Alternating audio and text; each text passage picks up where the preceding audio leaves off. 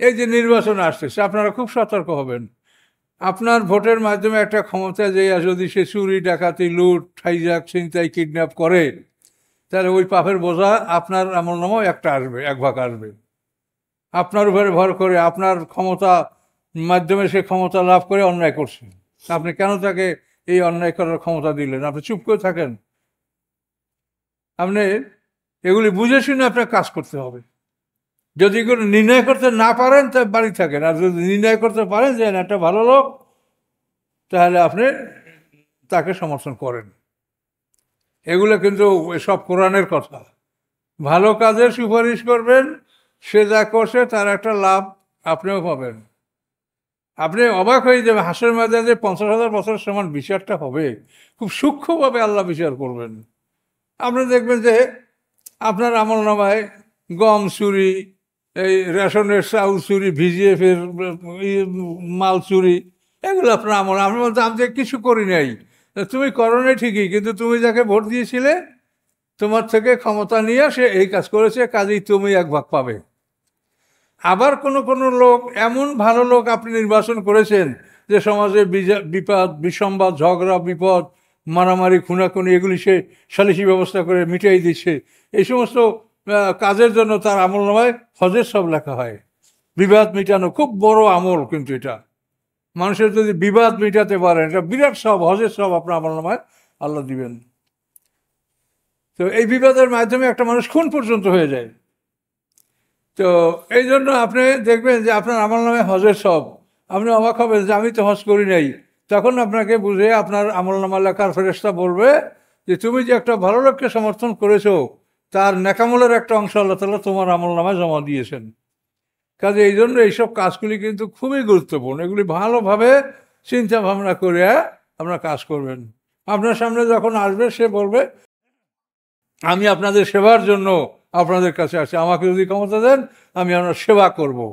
তো ক্ষমতা নেওয়ার পরে কয়েকদিন পর সেবা কি করে তা তো দেখছেন, আর খুঁজেও পাবেন না তাকে। আর সেবা মানি সব জনগণের ধন সম্পদ লুটপাট। এই হলো অবস্থা। তো আপনি কী করে রাজনীতি করবেন আর কি করবেন, এগুলো অত্যন্ত ভয়ঙ্কর। এগুলো কোরআনের কথা আমি বলছি। আমি রাজনীতির সাথে জড়িত না, এবং রাজনীতি আমি কোরআনে যা আছে আমি সেটা বলি। কোরআনে তো রাজনীতি আছে, কোরআনের রাজনীতি এটা আমাকে বলতে বাধ্য হচ্ছে আমি। কোরআনে কিন্তু এটা আছে, তুমি ভালো কাজের সমর্থন করলে তার একটা ভাগ তোমার আমলনামে আসবে। তুমি খারাপ কাজের সমর্থন করলে শাফাত মানে সুপারিশ, মানে আপনি রিকমেন্ড করলেন যে সে ভালো, সে দাবি করলো যে অমুকের চরিত্র ফুলের মতো পবিত্র, আপনি তাকে ভোট দেন তো এটা রিকমেন্ড করাবো আপনাকে যে আমি এটাকে সমর্থন করলাম যে সে ভালো। কিন্তু এই সে যদি ভালো না হয় তাহলে আপনার শাস্তি হবে। এগুলো বুঝে শুনে আপনার কাজ করতে হবে। পৃথিবীর অবস্থা খুবই খারাপ, খুবই খারাপ। আমরা যারা লেবাস পোশাক পরে চলি, কোরআনের দৃষ্টিতে যে আমরা দেখি তাতে ম্যাক্সিমাম লোক মোনাফেক। ম্যাক্সিমাম আমরা যারা লেবাস পোশাক পরে ঘুরি ম্যাক্সিমাম মুনাফেক। আপনাদের বিগত সরকারের সময় এদের কোনো বিপদ হয়নি। আবার এখন তারা দেখবেন আবার হট করে এই দলের মধ্যে আবার আসবে, তাদের কোনো বিপদ নেই। এই যখন যেমন তখন তেমন যারা, এরা হলো মুনাফেক, এবং এদের কঠিন বিচার হবে। কাজে আপনাকে দেখ, আল্লাহ বলছেন ফাস্তাকিম কামা উমিরতা মান তাবা মাক, যে আপনাকে যেভাবে আদেশ দেয় সেভাবে আপনি সোজা থাকেন, সোজা। এবং আল্লাহ রসুল এই কথাকে এতই ভয় করেছেন, সাবেক আমরা জিজ্ঞাসা করছেন ইয়া রসুল্লাহ আল্লাহর কোন আয়াতের ভয়তে আপনার দাড়ি চুল পাকতে শুরু করছে? তখন বলছে সূরা হুদের এই আয়াত, ফাস্তাকিম কামা উমিরতা মান তাবা মাক। আল্লাহ বলছেন তুমি সোজা থাকো যেভাবে আদেশ দেওয়া হয়েছে। ওয়ালা তারকানু ইলাল্লাযিনা যালামু, জালেমদের দিকে বিন্দু মাত্র ঝুঁকবে না, যদি ঝোঁকো ফাতাকুনা মিনাজ জালিমিন। এই যে কঠিন আদেশ যে তুমি একটুকু ডানে বামে ঝুঁকবেন, আল্লাহর কোনো অভাব নাই যে তুমি তাকে কামাই করে দিবা। তুমি সোজা পথে থেকে যা করতে পারো তাই তুমি করো। আল্লাহর এমন কোনো প্রয়োজন নাই যে তুমি মানে মানুষকে মিথ্যা বলিয়া তারপরে কথাকে বাড়াইয়া। অনেক এরকম কথা বলে যে অনেক এইগুলো ভয় না দেখাইলে মানুষ এটা করবে না, নাউজুবিল্লাহ। এটা যদি কেউ করে সেটা মস্ত বড় মানে গুনার কাজ করবে। আল্লাহ যা বলছে আপনি তাই বলেন, হেদায়েত আপনার হাতে না। হেদায়েত কাকে করবে সেটা আল্লাহই করবে। এই জন্য মানুষকে অতিরিক্ত ভয় দেখানোর জন্য এই যে আমরা এই আউযু বিল্লাহি মিনাশ শাইতানির রাজিম, ও আলকা ফিল আরদে রাওয়াসিয়া আন তামিদা বিকুম, তিনি স্থাপন করেছেন পৃথিবীতে পাহাড়, যাতে পৃথিবী তোমাদেরকে নিয়ে না নড়ে, না কাঁপে। ও আনহারা, এবং তিনি স্থাপন করেছেন নদী, সুবুলা, এবং রাস্তা, লাআল্লাকুম তাহতাদুন, যাতে তোমরা চলাচল করতে পারো। তো মানুষের জন্য আল্লাহ কি সুযোগ সুবিধা করেছেন, এগুলি সবই আল্লাহ করেছেন। এই পৃথিবীটা মহাশূন্যে ঘন্টায় 43,200 মাইল বেগে চলে।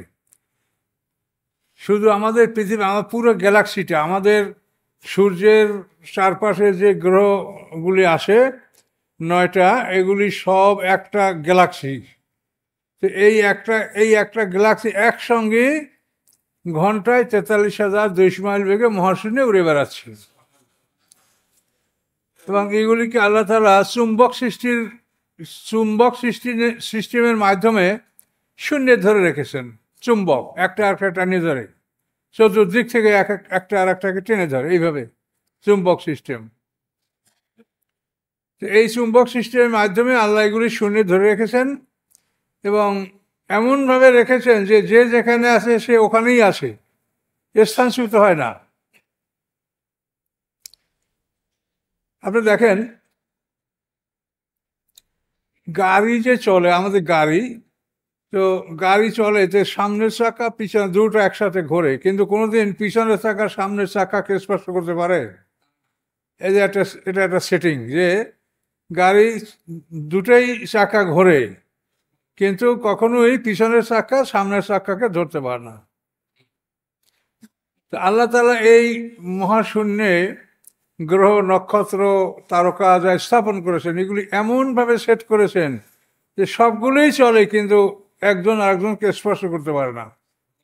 এটা নির্ধারিত ডিস্টেন্সে, দূরত্বে এরা অবস্থান করছে এবং এভাবে চলছে। এটা আল্লাহর কুদরত।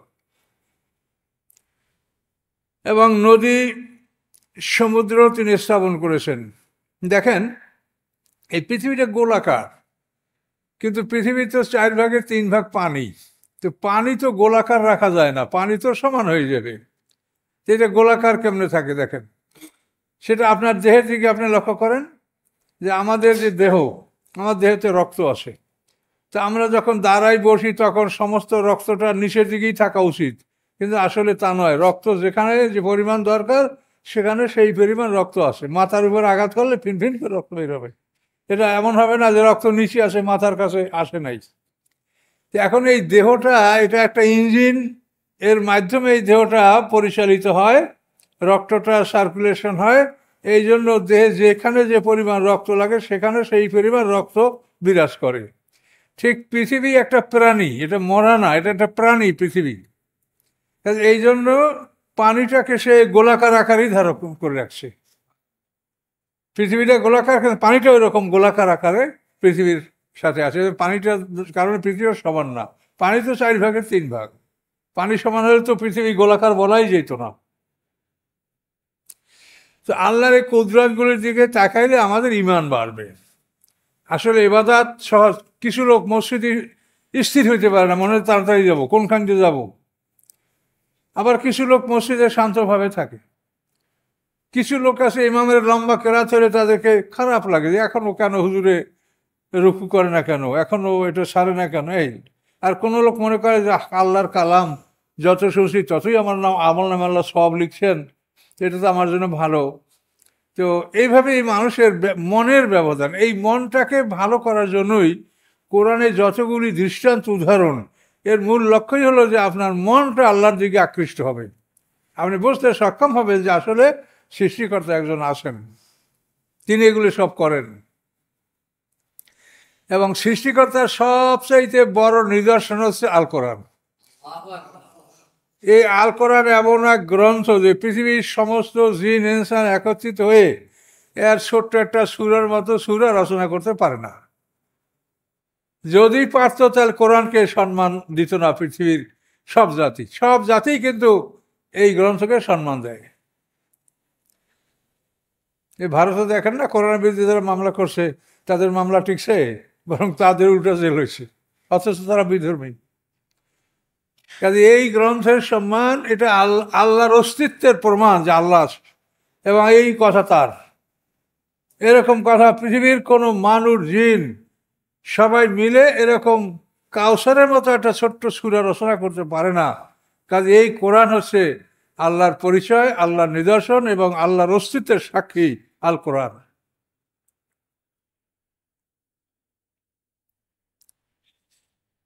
ও আলামাতেন, এবং আরও তিনি অনেক নিদর্শন সৃষ্টি করেছেন।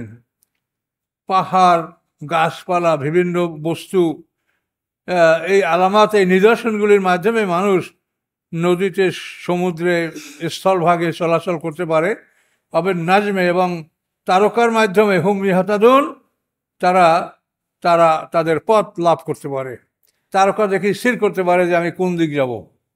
সমুদ্রে যখন আপনার সব দেখবেন সমান, তখন আকাশ দিক তাকে ঘুরে ঘুরে আপনাকে ওই পোল স্টার, ধ্রুব তারাকে বের করতে হবে, দেখতে হবে চোরদিক ঘুরে ঘুরে। ধ্রুব তারার সাথে দুইটা তারকার লাইন থাকে, যে গ্রেট বিয়ারের যে একটা বড় ভালুকের মতো, ওইটার যে মাথার দুইটা তারা, ওইটার সাথে উত্তর দিকে ধ্রুব তারার সাথে যে লাইন, এই লাইনটা কখনো বদলি হবে না। ওইটা কিন্তু ঘোরে, কিন্তু ওই দুইটা তারকার সাথে ধ্রুব তারার লাইন, এটা কখনোই বিচ্ছিন্ন হয় না। এটা দেখে আপনি বলতে পারেন এইটা উত্তর দিক। তখন আপনি আপনার কাঁধ উত্তর দিকে ঘুরেই আপনি দাঁড়ান, তখন আপনি বলবেন এই উত্তর দিক, এই পূর্ব, এই পশ্চিম, দক্ষিণ, আমি এদিকে আমাকে যেতে হবে। এই নাজমে উম্মি হাতাদুন, আল্লাহ বলেন তারকার সাহায্যে মানুষ পথ লাভ করতে পারে, পথের দিশা পেতে পারে। এটা বলার পর আল্লাহ বলেন আফামাই ইয়াকলুকু কামান লা ইয়াকলুকু, যে সৃষ্টি করতে পারে আর যে সৃষ্টি করতে পারে না কি সমান? যে তোমরা যাদের সামনে সেজদা করো তারা কি কিছু সৃষ্টি করতে পারে? তোমরাই বানিয়ে রেখেছো, হ্যাঁ, কিন্তু তারা তো কিছু সৃষ্টি করতে পারে না। কোরআন পাকে সূরা হজের মধ্যে আছে যে তারা একটা মাছিও বানাতে পারে না। মাছিতে যখন তাদের দেহ থেকে কিছু কেড়ে নেয়, তার মাছি তার গায়ের উপর বসে রং খায়, হ্যাঁ, একটু কিছু খেয়ে নেয়, সেই মাছিটাও তারা তোমাদের দেবদেবীরা তাড়াতে পারে না। কাজে তাদেরকে তোমরা কেন তাদের ইবাদত করো, তাদেরকে আল্লাহ সমকক্ষ মনে করো, তাদের সামনে সেজদা করো? সেজদার একমাত্র প্রাপ্য হলো আল্লাহ। সমস্ত সেজদার মালিক আল্লাহ, তিনি সেজদা পাবেন। তার সেজদাকে তোমরা একটা জড় পদার্থের মূর্তিকে সেজদা করছো, পাথরের মূর্তিকে সেজদা করছো, তোমাদের কি জ্ঞান নাই?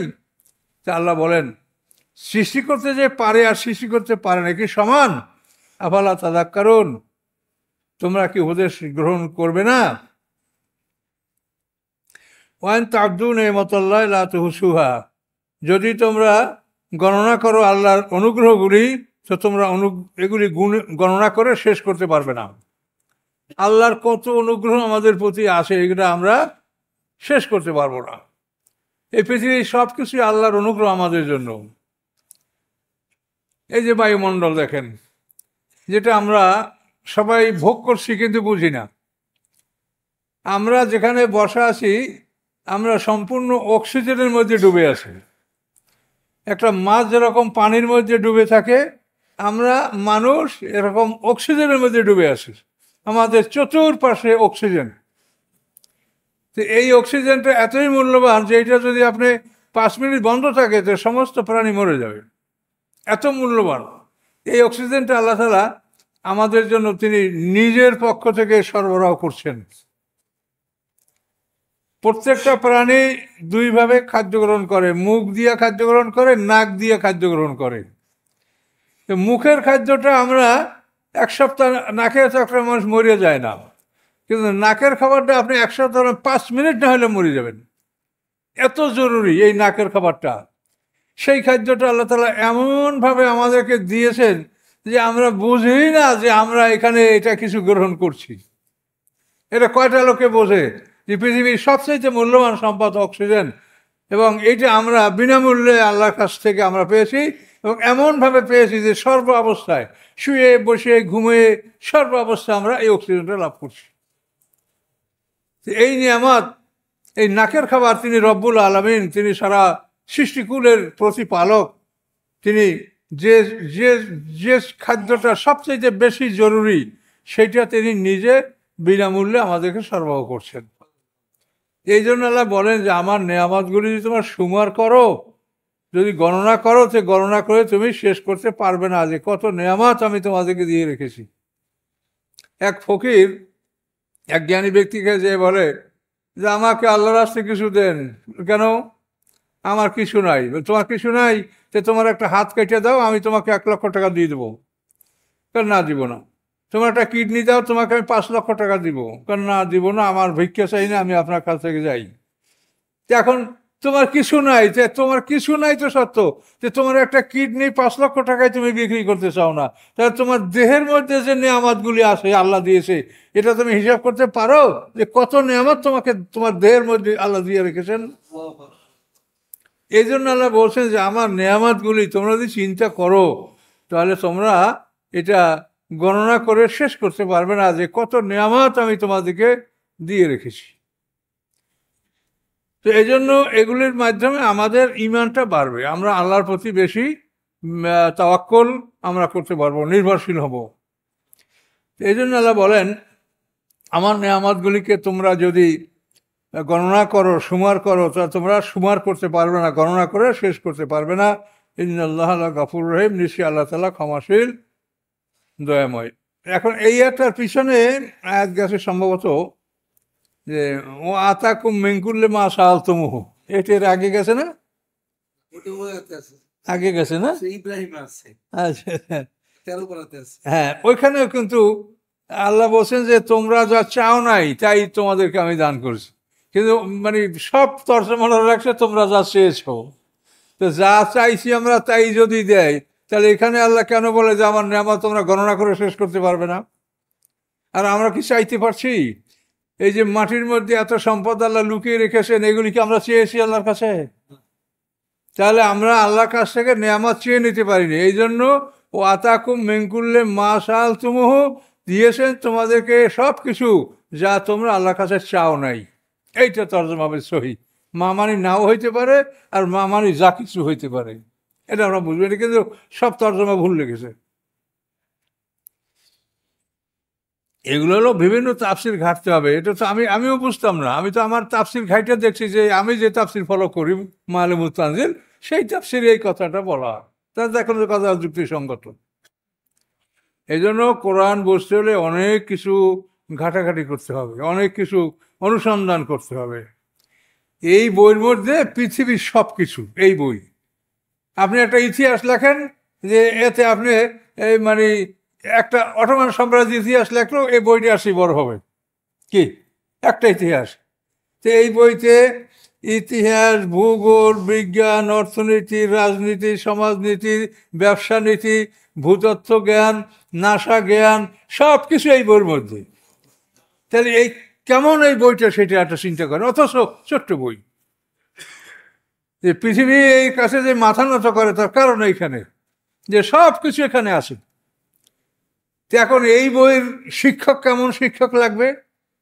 আমরা তো সেই যোগ্যতা রাখি না। তারপরও যা বুঝি তাই, যে আল্লাহ দায়িত্ব পালন করার জন্য পৌঁছাচ্ছি মানুষকে, কিন্তু আমরা তো দাবি করতে পারি না যে আমরা এটা পুরোপুরি বুঝেছি। তাহলে এই গ্রন্থকে খুব সাবধানে অর্জন করতে হবে এবং বোঝার চেষ্টা করতে হবে।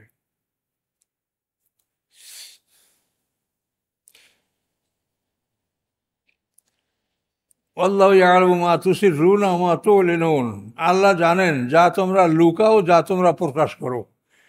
লুকানো, প্রকাশ করা আল্লাহর কাছে দুটোই সমান। আমাদের কাছে যেটা লুকানো হয় সেটা আমরা কিছুই জানি না, কিন্তু আল্লাহর কাছে লুকানো এবং প্রকাশ করা দুটোই সমান।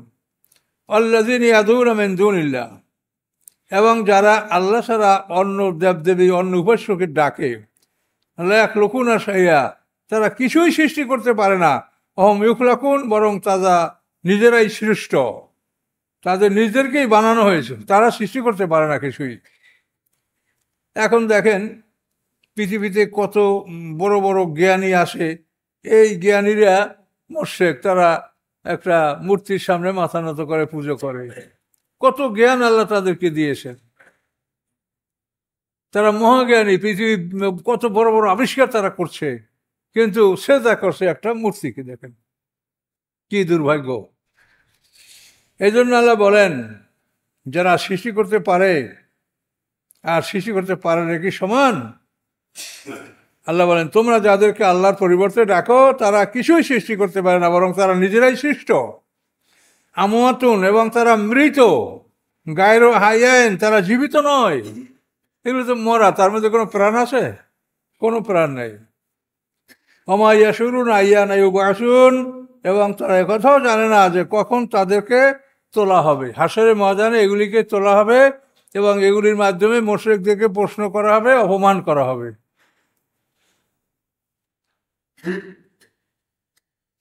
ইলাহুকুম ইলাহুম ওয়াহিদ, তোমাদের আল্লাহ, তোমাদের উপাস্য ইলাহুম ওয়াহিদ, এক উপাস্য, এক আল্লাহ। আল্লাযীনা লা ইউমিনুনা বিল আখিরাহ, অথবা যারা পরকালকে বিশ্বাস করে না। কুলুবুহুম মুনকিরাতুন, তাদের অন্তরগুলি সত্যত্যাগী, তাদের অন্তরগুলি সত্য ত্যাগ করে। মুস্তাকবিরুন, এবং তারা অহংকার করে। যারা কিছু জানে না তারাই অহংকার করে, আর যারা জ্ঞানী তারা সবসময় মাথা নত করে রাখে। লা জারামা আন্নাল্লাহা ইয়ালামু মা ইয়াসিরুনা ওয়া মা ইউলিনুন।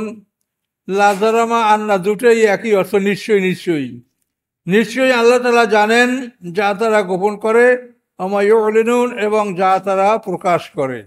ইন্নাহু লা ইউহিব্বুল মুস্তাকবিরিন, নিশ্চয়ই আল্লাহ তাআলা অহংকারকারীদেরকে পছন্দ করে না।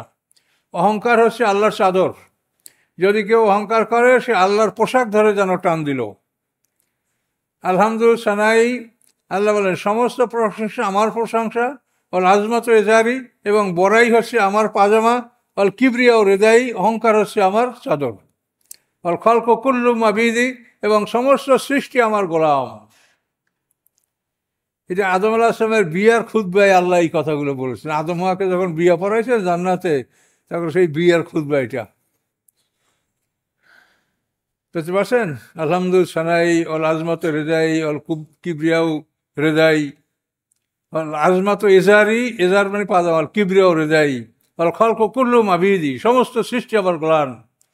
ওই আসুক্কান সামাওয়াত, হে আকাশ পৃথিবীর বাসিন্দারা। ওই হামালাত আরশি, হে আমার আরশ বহনকারী ফেরেশতারা। এর সাধু, তোমরা সাক্ষী থাকো। ইন্নী জাওয়াজতু আদমা, আমি আদমকে বিয়া দিচ্ছি। কেমন আদম? বাদিয়া খালকি, আমার আশ্চর্য ধরনের সৃষ্টি এই আদম। আমাতি হাওয়া, আমার দাসী হাওয়ার সাথে তাকে আমি বিয়া দিচ্ছি। আল্লাহ সেদাকে তাহলিল ও তাসবিহি, মহারানা হলো তাসবিহ ও তাহলিল।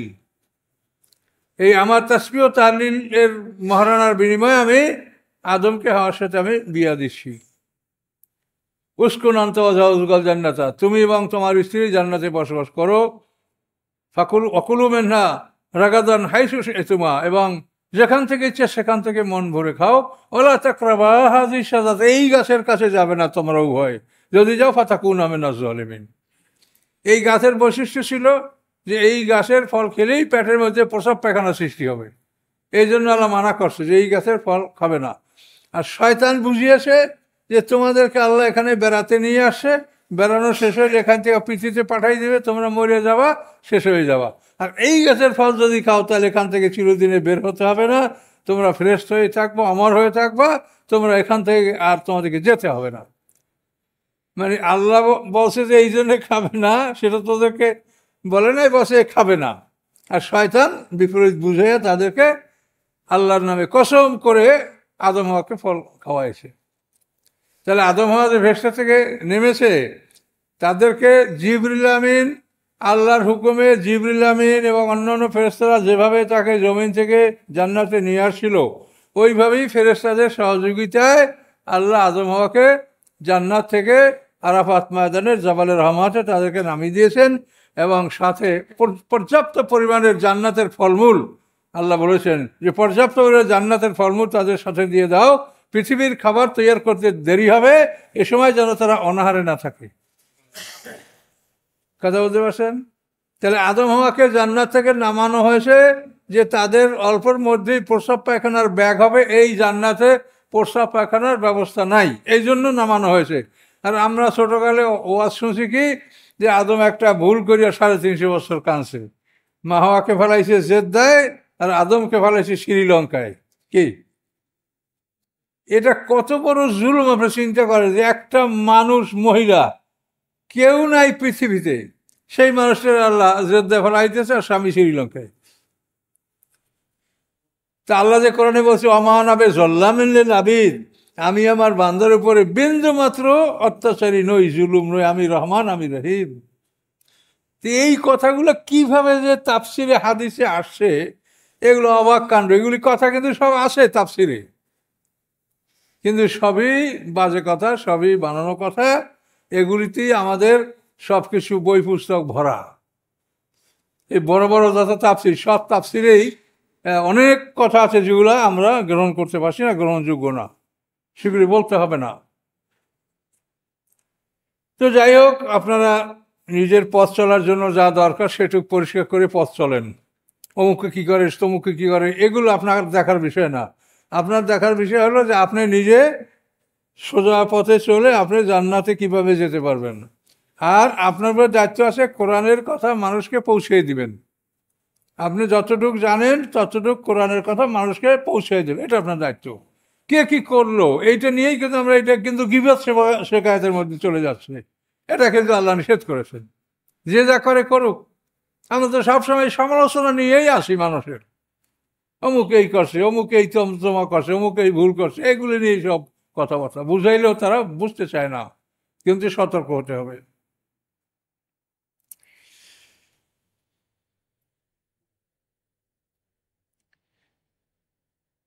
আচ্ছা, ওয়াইদা কিল আলহুম, যখন তাদেরকে বলা হয় মা যা আনজালা রব্বুকুম, তোমাদের রব কি অবতীর্ণ করেছেন, কলু আসাতিরুল আউয়ালিন, তখন কাফেররা জবাব দেয় পূর্ববর্তীদের ইতিহাস। আদম আসলাম, নুহুল আসলামের কথা, এই পূর্ববর্তীর ইতিহাস আসাতিরুল আউয়ালিন নাযিল হয়েছে। আল্লাহ বলেন এইভাবে তারা জবাব কেন দেয়, লিয়াহমিলু আওজারহুম কামিলাতান ইয়াউমাল কিয়ামা, যাতে তারা বহন করতে পারে তাদের পাপের বোঝা পুরোপুরি কিয়ামতের দিন। পুরোপুরি যেন পাপের বোঝা বহন করতে পারে, এই জন্যই তারা এইভাবে উত্তর দেয়। কোরআন থেকে হেদায়েতের কথাগুলি তারা গ্রহণ করে না, তারা মনে করে এটা গল্পগুজব, পূর্ববর্তী ইতিহাস। আচ্ছা, আর কি হবে, অমেন আউজারিল্লাযিনা ইউদিল্লুনাহুম বিগাইরি ইলম, এবং জ্ঞানহীনতার মাধ্যমে তারা অন্য যাদেরকে বিপদগামী করে তাদের বোঝাটাও এরা বহন করবে। তো তাদের বোঝা বহন করার কারণে তারা কিন্তু বোঝামুক্ত হবে না, তো তারা হবে সিঙ্গেল বোঝা বহনকারী, আর এরা হবে ডবল বহনকারী। যে বিপদগামী করছে তারা ডবল বহন করবে, আর যে নিজে মানে আর যে অপরাধ করেছে সে এক গুণ, মানে এক মুক্ত হবে না কেউ, সিঙ্গেল ডবল। বিপদগামী করছেন তার একটা সমপরিমাণ পাপের বোঝা যে বিপদগামী করবে তার আমলনামায় আসবে। ঠিক তেমনিভাবে যদি আপনি কাউকে সৎপথ দেখাতে পারেন তাহলে তার নেকামলের একটা বোঝা আপনার আমলনামায় আল্লাহ জমা দিয়ে দিবেন। এটা কোরআনে বলা আছে, মাইয়াশফা শাফাতান হাসানাতান ইয়াকুল্লাহু নাসিবুম মিনহা ওয়া মাইয়াশফা শাফাতান সাইয়্যাতান ইয়াকুল্লাহু কিফলুম মিনহা। এটা কোরআনে পরিষ্কার সূরা নিসার মধ্যে বলা আছে। এই যে নির্বাচন আসতেছে, আপনারা খুব সতর্ক হবেন। আপনার ভোটের মাধ্যমে একটা ক্ষমতা যে যদি সে চুরি ডাকাতি লুট হাইজ্যাক ছিনতাই কিডন্যাপ করে, তাহলে ওই পাপের বোঝা আপনার আমলনামাও একটা আসবে, এক ভাগ আসবে। আপনার উপরে ভর করে আপনার ক্ষমতা মাধ্যমে সে ক্ষমতা লাভ করে অন্যায় করছে, আপনি কেন তাকে এই অন্যায় করার ক্ষমতা দিলেন? আপনি চুপ করে থাকেন? আপনি এগুলি বুঝে শুনে আপনার কাজ করতে হবে। যদি এগুলো নির্ণয় করতে না পারেন তা বাড়ি থাকেন, আর যদি নির্ণয় করতে পারেন যে একটা ভালো লোক, তাহলে আপনি তাকে সমর্থন করেন। এগুলো কিন্তু সব কোরআনের কথা। ভালো কাজের সুপারিশ করবেন, সে যা করছে তার একটা লাভ আপনিও পাবেন।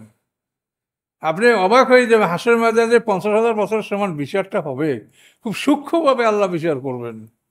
আপনি দেখবেন যে আপনার আমলনামায় গম চুরি, এই রেশনের চাউল চুরি, ভিজিয়ে ফের মাল চুরি, এগুলো আপনার আমল। আপনি বলতে আমি কিছু করি নাই, তুমি করো নাই ঠিকই, কিন্তু তুমি যাকে ভোট দিয়েছিলে তোমার থেকে ক্ষমতা নিয়ে সে এই কাজ করেছে, কাজেই তুমি এক ভাগ পাবে। আবার কোনো কোনো লোক, এমন ভালো লোক আপনি নির্বাচন করেছেন যে সমাজে বিপদ বিসম্বাদ ঝগড়া বিপদ মারামারি খুনাখুনি এগুলি সে সালিসি ব্যবস্থা করে মিটাই দিচ্ছে, এই সমস্ত কাজের জন্য তার আমলনামায় হজের সব লেখা হয়। বিবাদ মিটানো খুব বড় আমল, কিন্তু এটা মানুষের যদি বিবাদ মিটাতে পারেন এটা বিরাট সব, হজের সব আপনার আমলনামায় আল্লাহ দিবেন। তো এই বিবাদের মাধ্যমে একটা মানুষ খুন পর্যন্ত হয়ে যায়। তো এই জন্য আপনি দেখবেন যে আপনার আমলনামায় হজের সব, আপনি অবাক হবেন যে আমি তো হজ করি নাই। তখন আপনাকে বুঝে আপনার আমলনামা লেখার ফেরেশতা বলবে যে তুমি যে একটা ভালো লোককে সমর্থন করেছো তার নেকামলের একটা অংশ আল্লাহ তাআলা তোমার আমলনামায় জমা দিয়েছেন। কাজে এই জন্য এইসব কাজগুলি কিন্তু খুবই গুরুত্বপূর্ণ, এগুলি ভালোভাবে চিন্তা ভাবনা করে আপনারা কাজ করবেন। আপনার সামনে যখন আসবে সে বলবে আমি আপনাদের সেবার জন্য আপনাদের কাছে আসি, আমাকে যদি ক্ষমতা দেন আমি আপনার সেবা করব। তো ক্ষমতা নেওয়ার পরে কয়েকদিন পর সেবা কি করে তা তো দেখছেন, আর খুঁজেও পাবেন না তাকে, আর সেবা মানে সব জনগণের ধন সম্পদ লুটপাট। এই হলো অবস্থা। তার মানে কী করে রাজনীতি করবেন আর কি করবেন, এগুলো অত্যন্ত ভয়ঙ্কর। এগুলো কোরআনের কথা আমি বলছি, আমি রাজনীতির সাথে জড়িত না, এবং রাজনীতি আমি কোরআনে যা আছে আমি সেটা বলি। কোরআনে তো রাজনীতি আছে, কোরআনের রাজনীতি এটা আমাকে বলতে বাধ্য হচ্ছে আমি, কোরআনে কিন্তু এটা আছে। তুমি ভালো কাজের সমর্থন করলে তার একটা ভাগ তোমার আমলনামে আসবে, তুমি খারাপ কাজের সমর্থন করলে শাফাত মানে সুপারিশ, মানে আপনি রিকমেন্ড করলেন যে সে ভালো, সে দাবি করলো যে অমুকের চরিত্র ফুলের মতো পবিত্র, আপনি তাকে ভোট দেন তো এটা রিকমেন্ড করাবো আপনাকে যে আমি এটাকে সমর্থন করলাম যে সে ভালো। কিন্তু এই সে যদি ভালো না হয় তাহলে আপনার শাস্তি হবে। এগুলো বুঝে শুনে আপনার কাজ করতে হবে। পৃথিবীর অবস্থা খুবই খারাপ, খুবই খারাপ। আমরা যারা লেবাস পোশাক পরে চলি, কোরআনের দৃষ্টিতে যে আমরা দেখি তাতে ম্যাক্সিমাম লোক মুনাফিক। ম্যাক্সিমাম আমরা যারা লেবাস পোশাক পরে ঘুরি ম্যাক্সিমাম মুনাফিক। আপনাদের বিগত সরকারের সময় এদের কোনো বিপদ হয়নি, আবার এখন তারা দেখবেন আবার হট করে এই দলের মধ্যে আবার আসবে, তাদের কোনো বিপদ নেই। এই যখন যেমন তখন তেমন যারা, এরা হলো মুনাফিক, এবং এদের কঠিন বিচার হবে। কাজে আপনাকে যে আল্লাহ বলছেন ফাস্তাকিম কামা উমিরতা মান তাবা মাক, যে আপনাকে যেভাবে আদেশ দেয় সেভাবে আপনি সোজা থাকেন, সোজা। এবং আল্লাহ রসুল এই কথাকে এতই ভয় করেছেন, সাহাবায়ে কেরাম জিজ্ঞাসা করছেন ইয়া রাসূলুল্লাহ আল্লাহর কোন আয়াতের ভয়তে আপনার দাড়ি চুল পাকতে শুরু করছে? তখন বলছে সূরা হুদের এই আয়াত, ফাস্তাকিম কামা উমিরতা মান তাবা মাক। আল্লাহ বলছেন তুমি সোজা থাকো যেভাবে আদেশ দেওয়া হয়েছে। ওয়ালা তারকানু ইলাল্লাযিনা যালামু, জালেমদের দিকে বিন্দু মাত্র ঝুঁকবে না, যদি ঝোঁকো ফাতাকুনা মিনাজ জালিমিন। এই যে কঠিন আদেশ যে তুমি একটুকু ডানে বামে ঝুঁকবে না, আল্লাহর কোনো অভাব নাই যে তুমি তাকে কামাই করে দিবা। তুমি সোজা পথে থেকে যা করতে পারো তাই তুমি করো।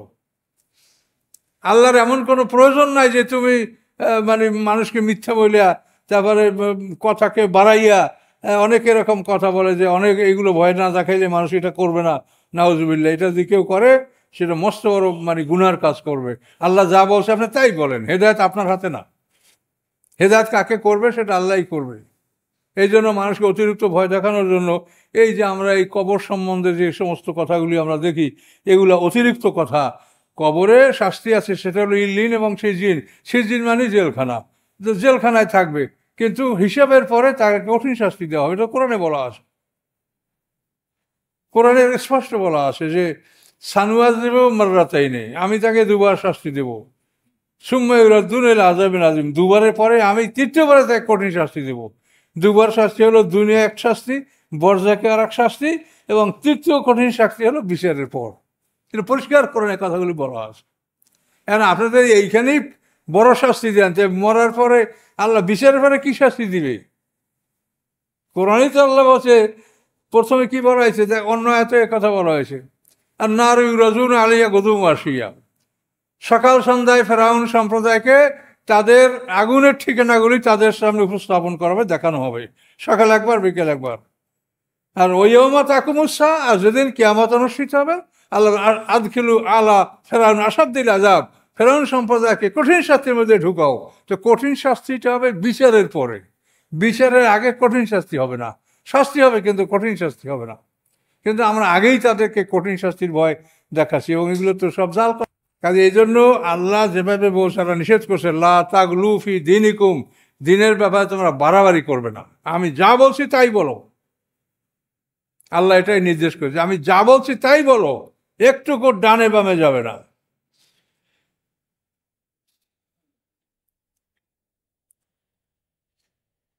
তো আল্লাহ বলেন লিয়াহমিলু আওজারহুম কামিলাতান ইয়াউমাল কিয়ামা, কিয়ামতের দিন তারা তাদের পাপের বোঝা পুরোপুরি বহন করবে।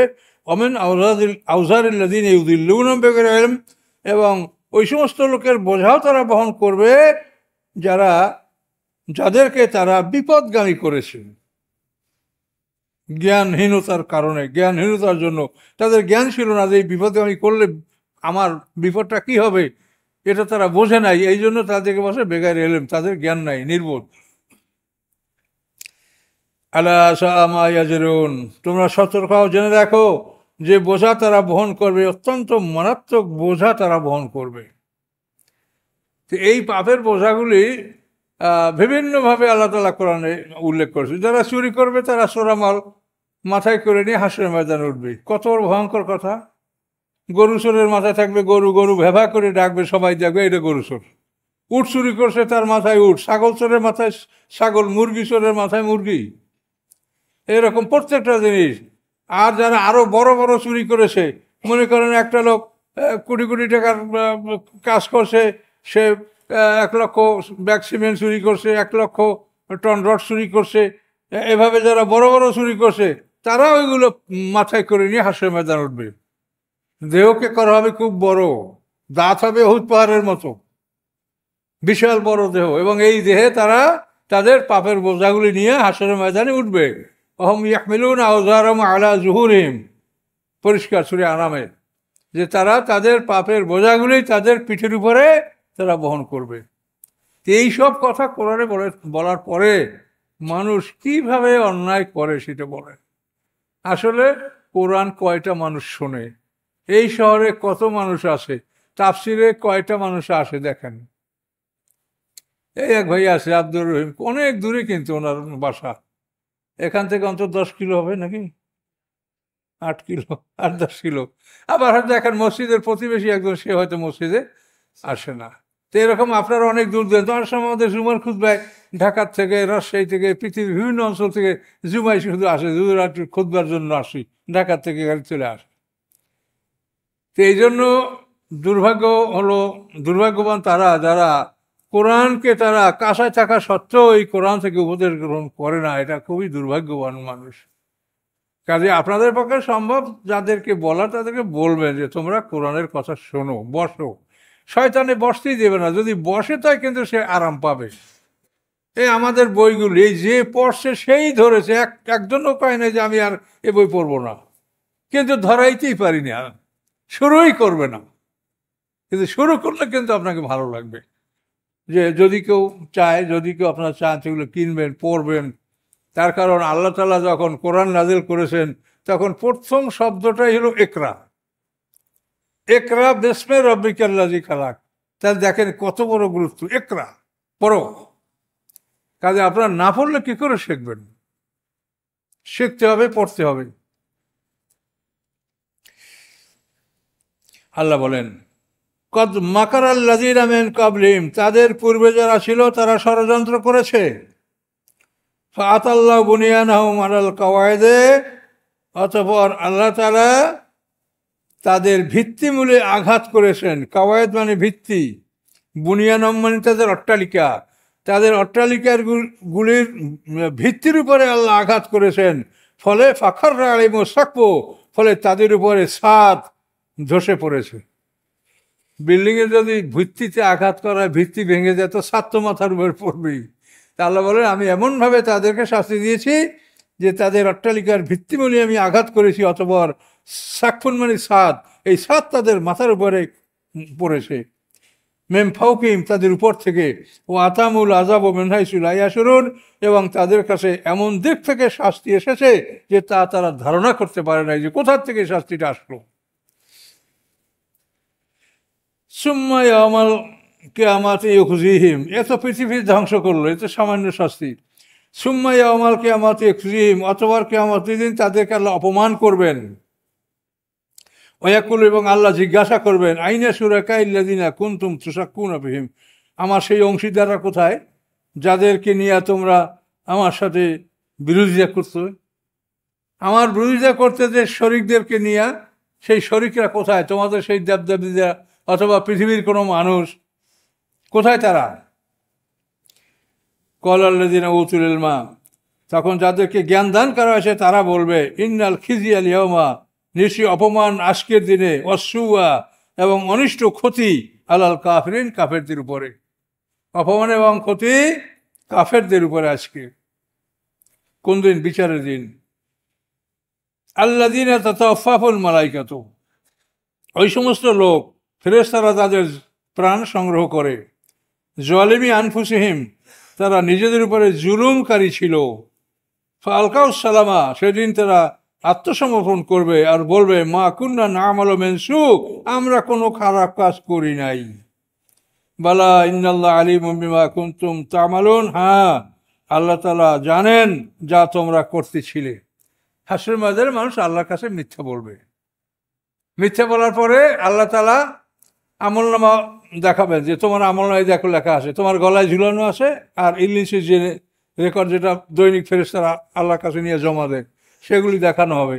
তারপরে যখন মানবে না, তখন মুখ বন্ধ করে দিয়ে হাত পা চক্ষু চামড়া দিয়ে আল্লাহ তাআলা কথা বলাবেন। তখন তুমি কোথায় যাও? তোমার হাত, তোমার পা, তোমার চোখ, তোমার চামড়ায় কথা বলবে। এই কথা আল্লাহ এখানে বলছেন। মানুষ বলবে আমরা মা কুন্না না'মালু মিন সু, আমরা কোনো খারাপ কিছু করি নাই। আল্লাহ বলেন বালা, হ্যাঁ আল্লাহ তাআলা জানেন যা তোমরা করতেছিলে। এই জন্য এই যে গায়েবের ব্যাপারে ঈমান, এটা হলো একটা গায়েবের ব্যাপার। এইটার পরীক্ষা কোনো ফেরেশতার পক্ষে এটা সম্ভব না। ফেরেশতারা গায়েব জানে না। ফেরেশতার সামনে যদি একজনে বলে যে আমার রব আল্লাহ, তাহলে ও কী করে বুঝবে যে ওটা এখন বলছে না দুনিয়াতেও বলছে? এটা ফেরেশতার বোঝার কোনো ক্ষমতা নাই। কিন্তু এই সমস্ত কথাগুলি অতিরিক্ত, যেটা আমাদের এমনভাবে বিশ্বাস, আমরাও তো বিশ্বাস করতাম। তার কারণ আপনারা অন্যরা যে প্রতিষ্ঠানে পড়াশোনা করছেন, আমরা তো ওগুলোতেই পড়েছি। কিন্তু এটা গবেষণা করলে তখন এগুলো প্রমাণ হয় যে এই কথাগুলি ঠিক না। আল্লাহ বলেন ফাদখুলু আবাবা জাহান্নামা খালিদিনা ফিহা, এখন জাহান্নামের দরজা দিয়ে ঢোকো, তোমরা এখন জাহান্নামের দরজা দিয়ে ঢোকো। খালিদিনা ফিহা, উহাতে তোমরা অনন্তকাল থাকবে। ফালা বেসা মাসওয়াল মুতাকাব্বিরিন, কত নিকৃষ্ট এই অহংকারকারীদের ঠিকানা। দেখেন একটু গরম, আপনারা এসির মধ্যে বসা আছেন, বাইরে কেমন লাগে দেখেন। এখন সেই সরাসরি যদি আগুনের মধ্যে মানুষকে প্রবেশ করানো হয়, সে কত ভয়ঙ্কর অবস্থা হবে। এবং এর মধ্যে সে মানুষের মৃত্যু হবে না, এটা হলো সবথেকে মারাত্মক। মৃত্যু হলো দুটা, আমাদের পিছনে একটা মরণ গেছে, সামনে আমরা মরবো, এই দুটো মরণ। এই দ্বিতীয় মরণের পরে যখন আমরা জীবিত হব, আর কোনোদিন মরণ হবে না, যতই শাস্তি হোক মরণ হবে না। ওয়াকিলা লিল্লাযিনা ইত্তাকাউ মাযা আনজালা রাব্বুকুম, এবং বলা হবে তাদেরকে যারা ইত্তাকাউ, আল্লাহকে ভয় করেছে, মাযা আনজালা রাব্বুকুম, তোমাদের রব কি নাযিল করেছেন? কালু খায়রা, তারা বলবেন উত্তম বস্তু নাযিল করেছেন। আর কাফেররা বলবে আসাতিরুল্লাহ, বলেন কি নাযিল করছে? পূর্ববর্তীদের ইতিহাস। আর মুমিনরা বলবে খায়রা, কল্যাণকর জিনিস আল্লাহ নাযিল করেছেন। লিল্লাযিনা হাসানু ফি হাযিহিদ দুনিয়া হাসানা, এই পৃথিবীতে যারা কল্যাণকর কাজ করেছে তারা আল্লাহর কাছেও কল্যাণ পাবে। ওয়ালা দারুল আখিরাতি খায়রুন, এবং পরকালের গৃহ উত্তম। ওয়ালা নেমা দারুল মুত্তাকিন, এবং কত সুন্দর গৃহ মুত্তাকিনদের, আল্লাহ ভীরুদের, আল্লাহকে যারা ভয় করেছে, কত সুন্দর বাসগৃহ তাদের, জান্নাতের বাসগৃহ। সেই গৃহটা কি? জান্নাত আদেনেন, চিরস্থায়ী জান্নাত। ইয়াদখুলুনহা, তথায় তারা প্রবেশ করবে। তাজরি মিন তাহতিল আনহার, তার তলদেশ থেকে নহরগুলি প্রবাহিত আছে। লাহুম ফিহা মা ইয়াশাউনা, তাদের জন্য সেখানে ওই সব কিছু আছে যা তারা চাবে। আপনি কি চাবেন? আপনি কি চান? যা চাবেন সব পাবেন। এবং আল্লাহর পক্ষ থেকে অতিরিক্ত নিয়ামত দেওয়া হবে, যেই নিয়ামতগুলির নাম আমরা জানি না। একটা বড় হোটেলে গেলে আপনি মেনু দেখে বুঝবেনই না যে এই খাবার কোন খাবারটা কি, আমরা ওগুলো দেখিনি কোনোদিন। তো জান্নাতে এরকম অনেক নিয়ামত আছে যেগুলো আমরা জানি না, সেটা আল্লাহ আমাদেরকে নিজের পক্ষ থেকে সরবরাহ করবেন। তা আল্লাহ বলছেন তোমরা যা চাবে তা সবই পাবে, এখন কি চাইবেন সেটা আপনার ব্যাপার। কাজাল কিয়াজিল্লাল মুত্তাকিন, এভাবেই আল্লাহ মুত্তাকিনদেরকে আল্লাহ তাআলা পুরস্কার দান করে থাকেন। আল্লাযিনা তাতাওয়াফাহুল মালায়েকাতু তাইয়্যিবিন, ওই সমস্ত লোক যাদের জীবন সংগ্রহ করে, তাদের প্রাণ সংহার করে ফেরেশতারা, জান কবজ করে ফেরেশতারা, তাইয়্যিবিনা, তারা ছিল পবিত্র। ইয়াকুলুনা, হ্যাঁ, ফেরেশতারা তাদেরকে বলবে সালামুন আলাইকুম, তোমাদের উপরে শান্তি, উদখুলু জান্নাতা, জান্নাতে প্রবেশ করো, বিমা কুনতুম তা'মালুন, তোমাদের আমলের জন্য। এভাবে ফেরেশতারা তাদের জান কবজ করবে।